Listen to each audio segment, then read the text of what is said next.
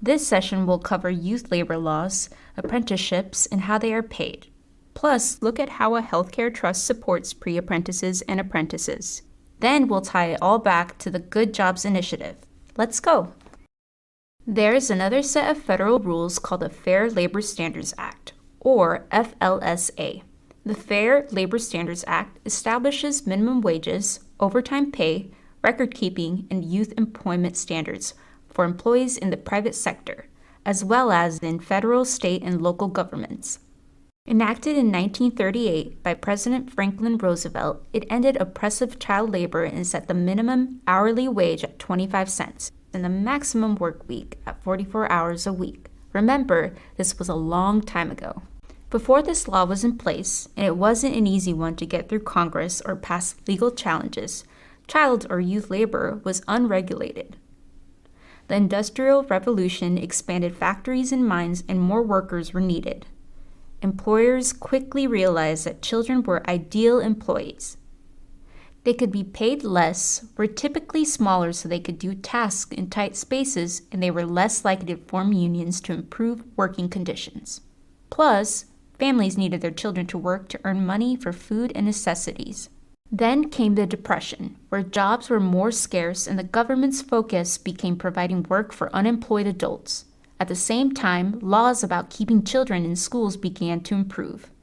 The time was right to pass the Fair Labor Standards Act. If you want to read more about the history of the FLSA, follow this link. Now, the general rules around youth labor states that children under 14 can do casual work, babysit, deliver newspapers, work as an actor or performer, or work for a family-owned business as long as it isn't considered a hazardous occupation. 14 and 15-year-olds cannot work during school hours and are not allowed to work in a big, long list of potentially hazardous jobs. 16 and 17-year-olds have more work options yet are still restricted from hazardous occupations. Think coal mining, working with power tools, or roofing. Today, FLSA also enforces the federal minimum wage laws, overtime, breaks and meal periods, the Family Medical Leave Act, and many other regulations relating to work as well as youth employment. As we know, many states, including Oregon, have passed stronger laws in many of these areas. Apprenticeship programs combine classroom work with on-the-job training to help employees gain skills and employers get a more skilled workforce. This link shows you the types of jobs in Oregon that have apprenticeship programs. To be an apprentice, you must be at least 18 years old, have reliable transportation, have a high school diploma or GED, and be able to physically perform the requirements of the job. Apprenticeships are paid positions, both in the classroom and in the hands-on portion of training. They must follow the same laws as any other type of employment. Apprentices learn new skills, achieve industry-recognized certifications, and advance their careers while minimizing student debt. Our organization, United We Heal, that has developed this program, also has 3 apprenticeship programs. Through the Bureau of Labor and Industries, we provide training to become a qualified mental health associate, a certified alcohol and drug counselor, or a medical assistant. You can explore these here.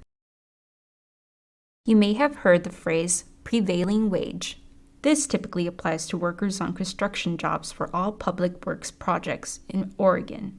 However, organizations like ours believe that apprentices should earn a living wage and should be close to wages received in the healthcare profession. Let's return to a topic we talked about earlier, the Good Jobs Initiative. You probably remember that it was developed by the Department of Labor with principles for employers and workers to have access to jobs that provide stability and security. Here are the 8 principles again. We encourage you to look at these principles anytime you are considering a new job or profession.